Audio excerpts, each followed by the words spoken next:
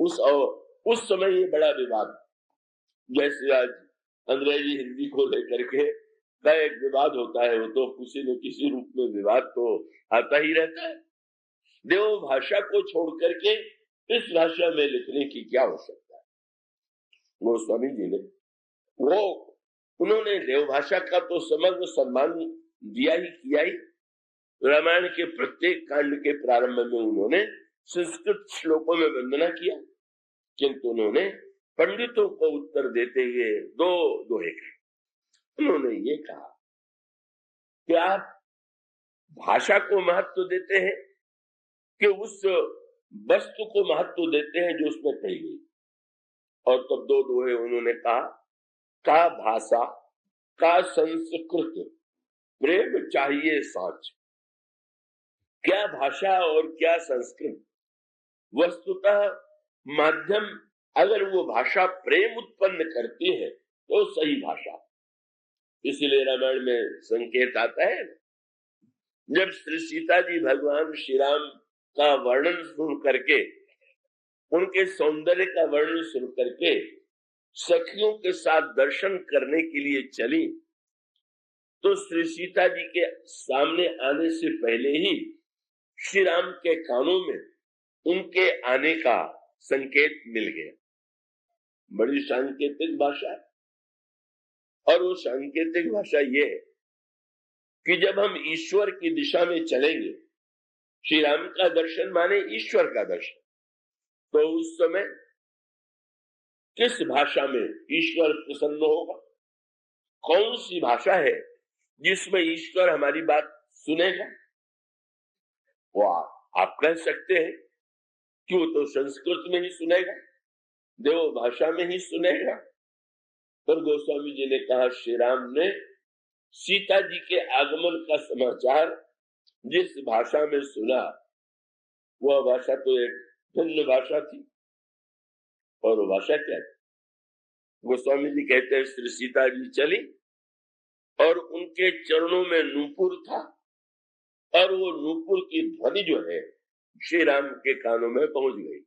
और उतनी ध्वनि पहुंचते ही श्री राम जो है भाव में विभोर हो गए, और लक्ष्मण से उन्होंने कहा, कंकण किंकिणी नूपुर ध्वनि सुनी, कहत लखन सन राम हृदय हुनी।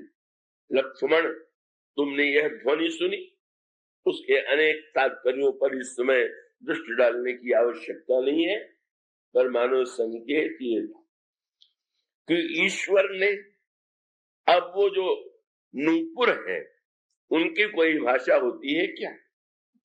आभूषण में जो ध्वनि होती है क्या उसकी भाषा है? पर आप रामायण का सूत्र पाएंगे, दो प्रसंगों में गोस्वामी जी ने नूपुर की ध्वनि का संकेत किया। एक तो वनगमन के, एक तो पुष्पवाटिका में मिलन के प्रसंग में, और दूसरी ओर जब श्री राम कैकेयी जी के आदेश से वन चलने के लिए प्रस्तुत हुए, उस समय किशोरी जी को, सीता जी को ये समाचार मिला और वो आकर के बैठ गई कौशल्या जी के चरणों में। श्री राम आए, कौशल्या अम्बा और श्री राम में अनोखा संवाद हुआ। माने धर्म के नाते श्री राम को बन जाने का आदेश दे दिया। श्री सीता जी उस समय एक कार्य कर रही थी, और वो कार्य गोस्वामी जी ने लिखा, अपने चरण के अंगुलियों से, नाखून से वे पृथ्वी को कुरेदने लगी। होता है ऐसा, कभी कभी आपको और ऐसा अनुभव भी होता होगा, जब आप बैठे हुए हैं और किसी चिंता में निमग्न हैं, तो आप अपने पैर की उंगलियों को हिला करके या नाखून से पृथ्वी को कुरेदने लगते हैं। ये मानवीय शरीर के एक प्रतिक्रिया के रूप में ऐसा होता है।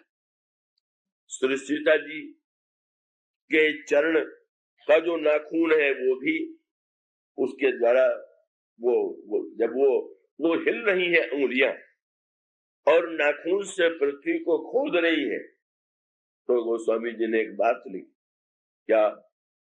जब वो उंगलियां हिली तो उनके चरणों में नूपुर वही थे जो पुष्पवाटिका में थे, और तब उन नूपुरों का बजना स्वाभाविक था, उंगली हिलेगी तो नूपुर में ध्वनि होगी। और तब गोस्वामी जी ने उस नूपुर में भी सुना, नूपुर क्या कह रहे हैं यह भी सुना। उस वाटिका में भी नूपुर बोले और श्री राम ने सुना, और अयोध्या में भी नूपुर बोले और श्री राम ने सुना। इसके अर्थ पर आपने विचार किया, और उसका अर्थ ये है, नूपुर की भाषा तो नहीं होती है, पर श्री सीता जी कौन है? मूर्तिमती भक्ति। और उसका अभिप्राय ये है कि वस्तुतः एक संकेत मानो यह था।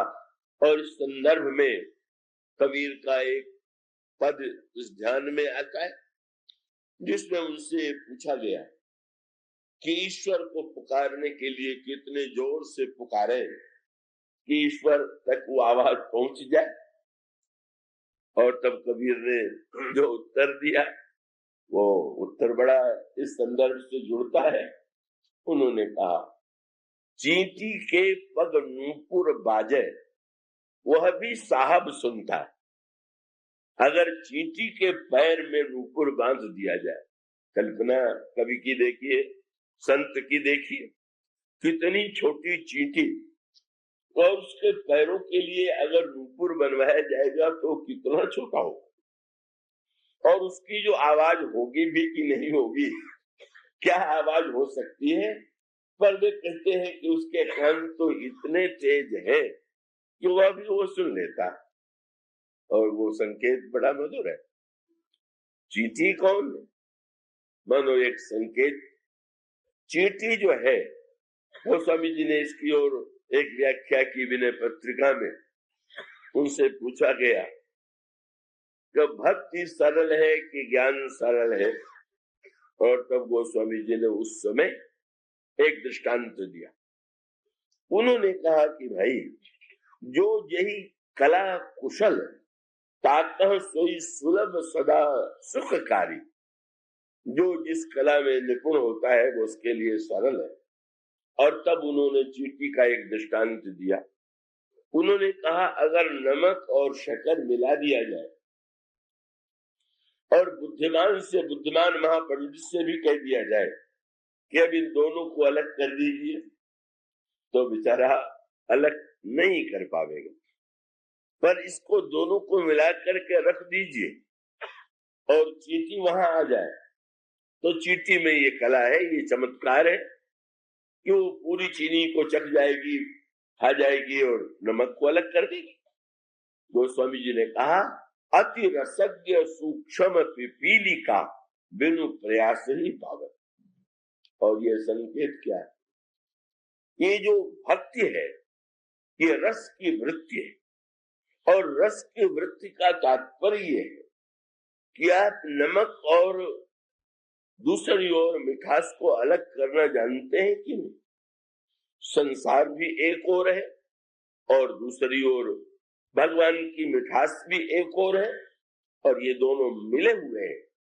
जिनके अंतःकरण में भक्ति रस है, तब वे लोग उसका अलग करके उस कला में निपुण है।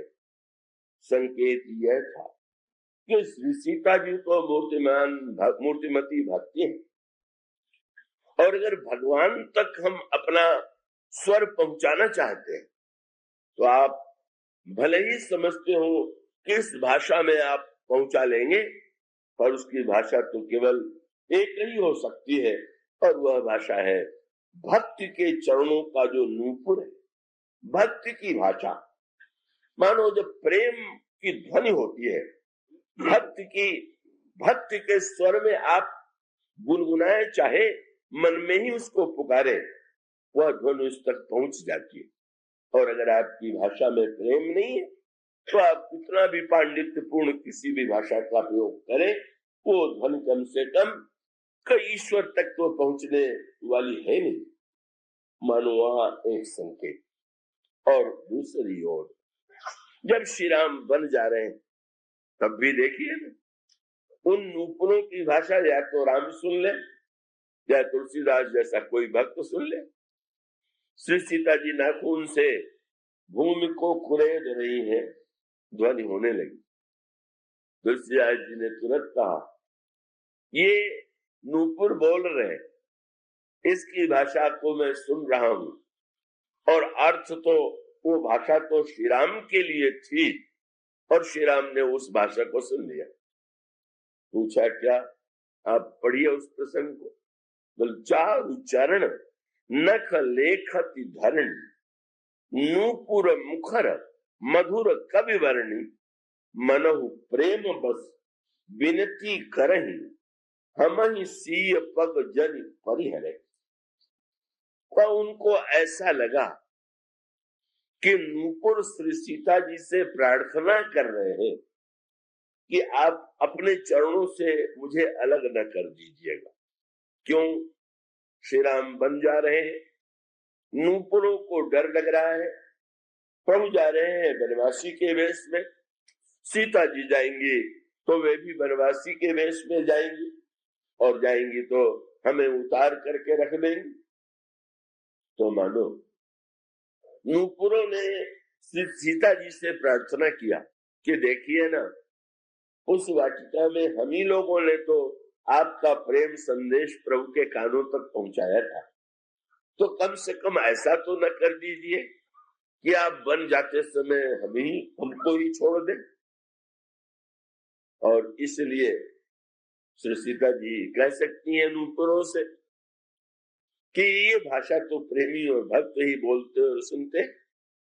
सीता जी कहती है कि नूपुरों ने ये कहा कि आपकी बात जो है हम प्रभु तक पहुंचा देंगे। मैं नूपुर मानो सीता जी से कहते हैं जो आपका संकोच हम समझ रहे हैं, माँ कौशल्या है, आपको संकोच लग रहा है, इसमें बीच में कैसे बोले, तो आप चुप भी रहे तो हम आपकी बात प्रभु तक पहुंचा देंगे।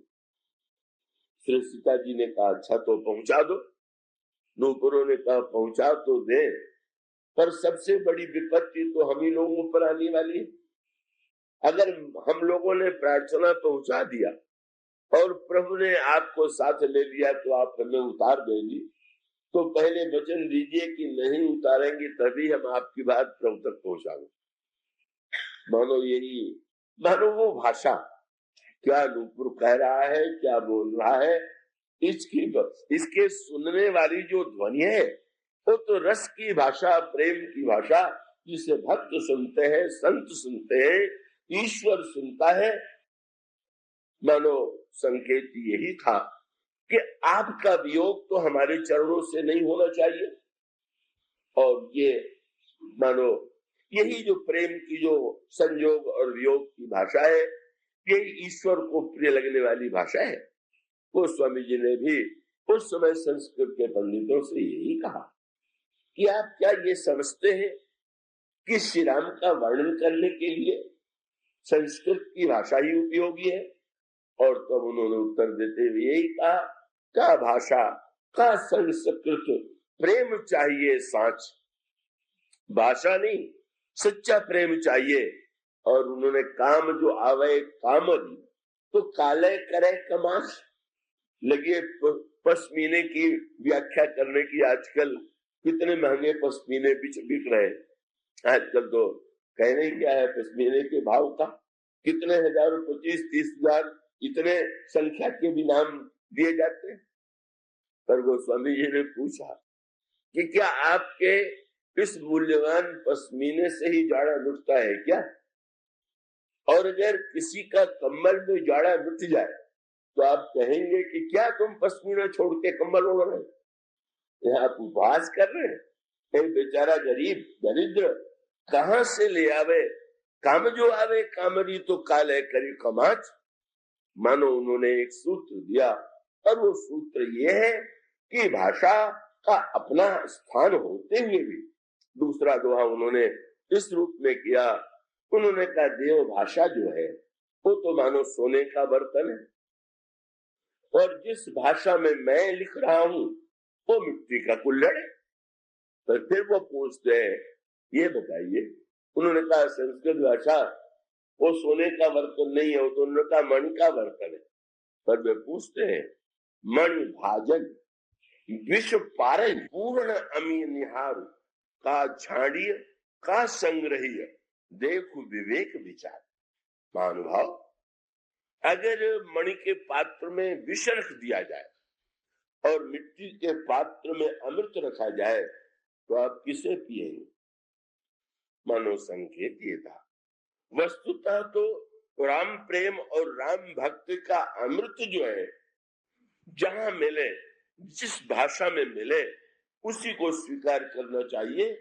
मानो गोस्वामी जी इस सत्य को समझते थे, जानते थे कि शब्द और भाषा मात्र है, और जो जेल खाना है वो तो एक ही वस्तु का बना है, ईंट का, पत्थर का, लोहे का। जो घर में लगा हुआ वो जेल खाने में लगा हुआ, और आपके घर से जेल खाना तो बड़ा अधिक मजबूत है। पर क्या आप पसंद करेंगे कि इस कमजोर घर की अपेक्षा जेल खाने वाले मजबूत घर में रहे? कौन व्यक्ति रहना चाहेगा?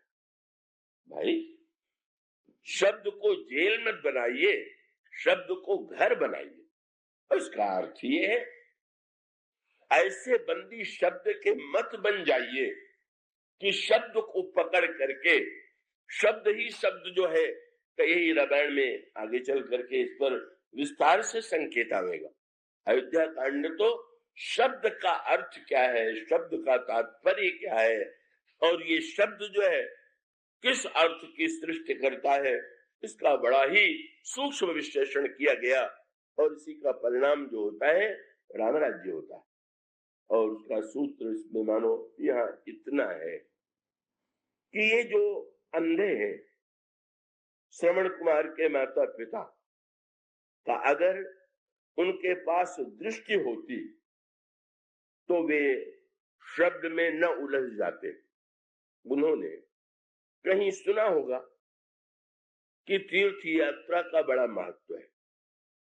शास्त्रों में तीर्थ यात्रा का बड़ा महत्व बताया गया है, किंतु श्रवण कुमार के माता पिता ने जब तीर्थ यात्रा का निर्णय किया तो उस तीर्थ यात्रा का भी बड़ा महत्व, तीर्थ यात्रा का भी बड़ा फल।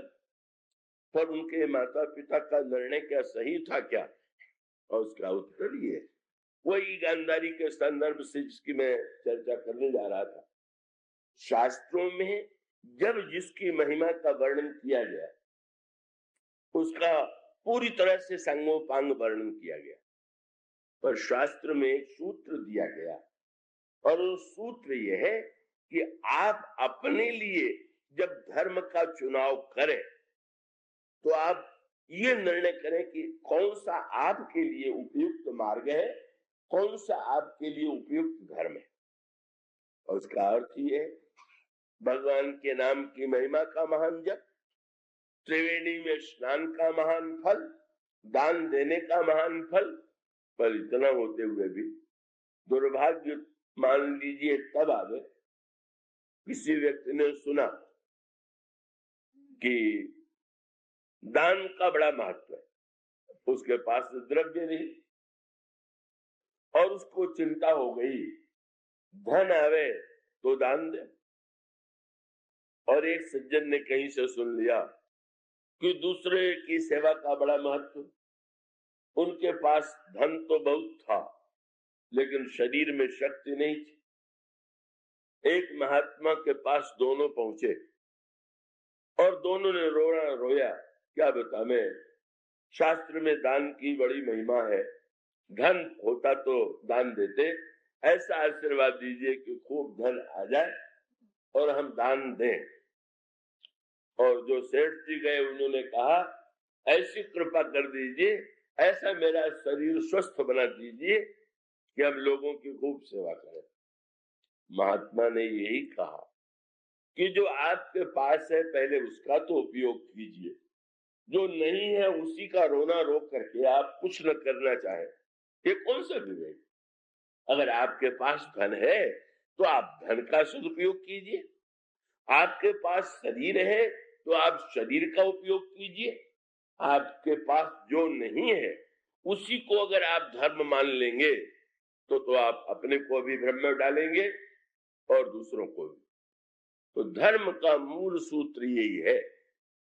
अगर वो आया है ना वर्णन, एक और का जो उड़ीसा देश के महान राजा थे, कवे पूजन करने के लिए गए, उन्होंने मणिरत्नों से दिव्य श्रृंगार किया और दूसरे दिन उन्होंने लौट करके देखा तो श्रृंगार वहां नहीं था, वो इधर उधर पड़ा हुआ था और किसी ने जल चढ़ा दिया था, शंकर जी पर बेलपत्र चढ़ा दिया था। उनको बड़ा बुरा लगा और तब वे देखने लगे कि किसने हमारे इतने सुंदर पूजन को इस तरह से दूर कर दिया।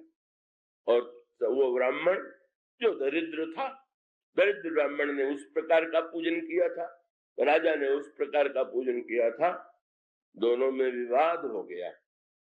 और तब भगवान शंकर ने यही कहा कि क्यों मान करके तुम चलते हो कि तुम्हारी मणिरत्न से पूजा ही मुझे प्रिय लगेगी, ब्राह्मण के द्वारा पत्ते से की गई पूजा, जल से पूजा लिखी गई मुझे प्रिय नहीं लगेगी।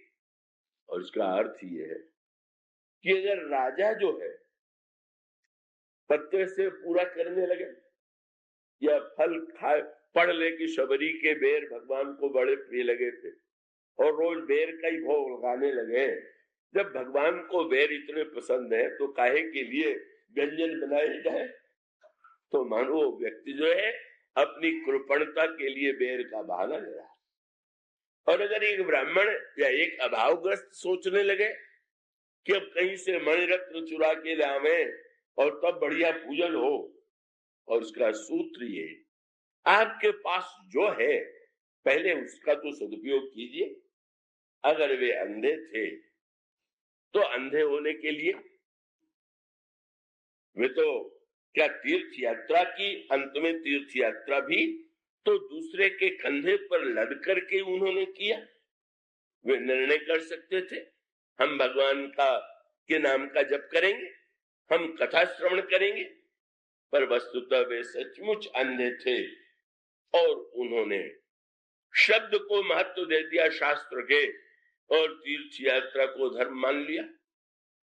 और वह बेचारा पिता का भक्त होने के नाते उसको यही लगा कि पिता जो आदेश दे उसको पूरा करना चाहिए।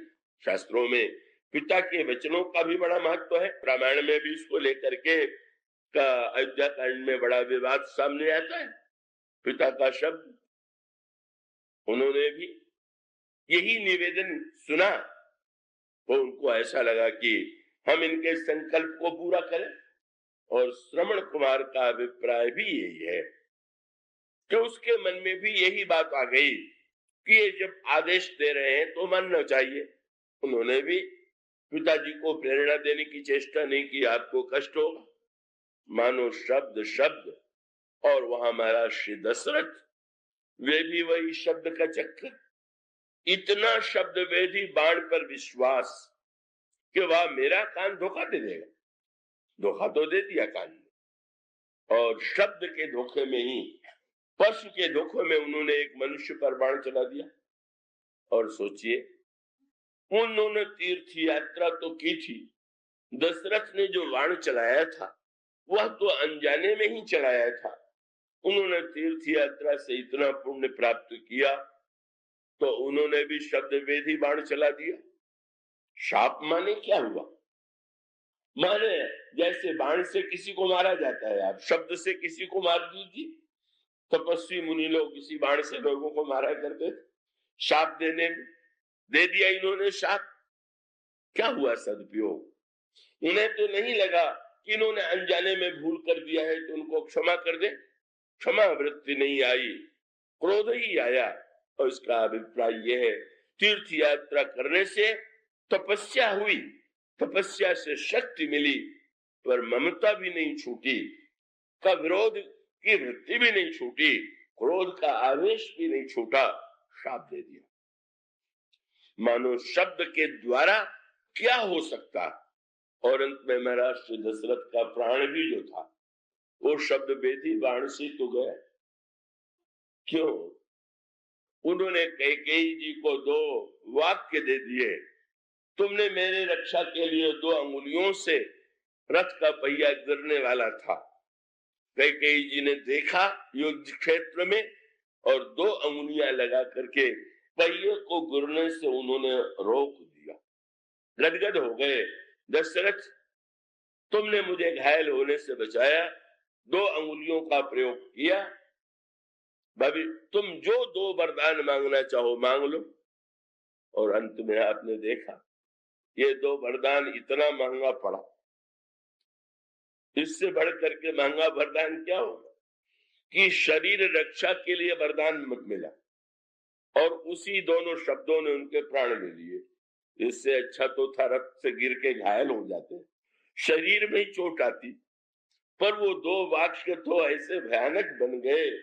कैकेयी ने कहा आपने वचन दिया है, आपको वचन पूरा करना होगा। और वचन भी यही, दशरथ जी अगर कहते भी है कि अगर तुम राम को वन दे दोगी तो मेरा तो प्राण ही चला जाएगा।